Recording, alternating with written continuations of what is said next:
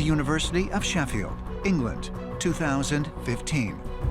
Andrew, on you. Countdown, please. Astrobiologist Dr. Milton Wainwright and his research team 3, 2. released scientific balloons 25 miles up into the sky.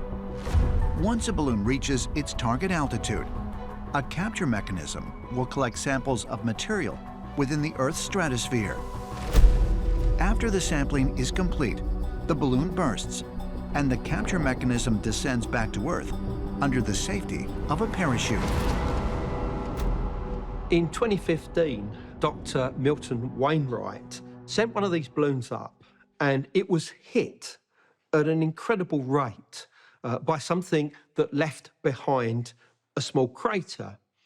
And when they actually dug into this crater to see what it was a tiny sphere. And when they actually examined what the sphere was made of, it was found to be of titanium and vanadium. And these are elements that shouldn't be there naturally out in the lower atmosphere. There's no Earth material associated with them, and they're too large to be carried from Earth to these altitudes. They must be incoming from space. Where are they coming from? We just don't know. Upon closer examination, Dr. Wainwright noticed the small sphere contained something completely unexpected. This tiny sphere, when they studied it under an electron microscope, saw that it was actually a shell that had now broken, and coming out of it was this strange ooze that they felt was biological in nature. The characteristics of these organisms is very interesting. They're made of carbon and oxygen, so we know they're life forms. They don't contain silicon, so they're not bits of cosmic dust. They're very unusual. When I see the shapes of these things, I'm amazed, because I've never seen anything like them on Earth. There's no textbook version of the pictures we've been seeing. Although it is still unknown just where these spheres come from, Dr. Wainwright believes they are being used to introduce new life forms on Earth. This concept is known as panspermia. The question how life ever got here, to astronomers and to astrobiologists, is still a gigantic question mark and a huge debate. Because at some point, our planet was just a rock with rocks and water. That's it. And so how did it all begin? And so there's two ways. One is panspermia. Panspermia suggests that life was carried on the backs of comets throughout the universe. So it's a natural seeding of the planets. The other one is directed panspermia.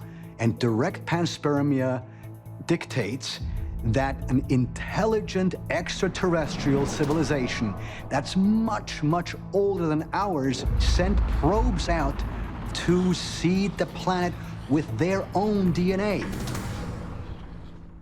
Directed panspermia is an idea first suggested by the famous DNA pioneer Francis Crick. And basically, the idea is that maybe aliens sent life to Earth. This is the idea that an alien civilization would send out these seeds into different parts of the galaxy that would come into the atmospheres of planets and eventually reach the surface. And this biological ooze would then create the beginnings of life itself. With Dr. Wainwright's small metal sphere, you have to wonder, is this protein ooze that's inside it something to seed the planet with life? And to me, that's a fascinating idea.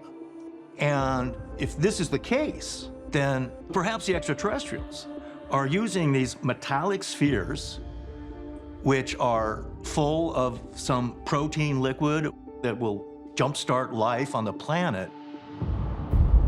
Could the tiny metal spheres found in our atmosphere really be designed to seed life on Earth? For Dr. Wainwright, the distinct shape of the microscopic objects presents a compelling argument. The reason I'm suggesting it might be artificial engineering, it's pretty obvious that if you're looking for a vehicle of directed panspermia, this is what you would pick. Instead of sending one rocket, to California or to Sheffield, what you want to do is to completely cover the globe in minute balls of life. And this would absolutely fit the bill. To Dr. Wainwright, this was evidence of cosmic seeding. He believed that the spheres were in fact a technology, a seed, if you will, that were sent deliberately to Earth by some unknown advanced civilization. This would certainly be one way of accelerating evolution on Earth. Dr. Wainwright awaits additional funding to continue his experiments. And as far as ancient astronaut theorists are concerned, the questions raised by his research merit further examination. This oozing liquid that's inside these spherules is something that has never been discovered elsewhere. So what is it? Could it be that this is a part of a directed panspermia project that was used by extraterrestrials, and we just happen to have found the evidence for it? I think what Dr. Wainwright discovered is crucial in figuring out the larger picture that our origins is not down here on Earth, but out there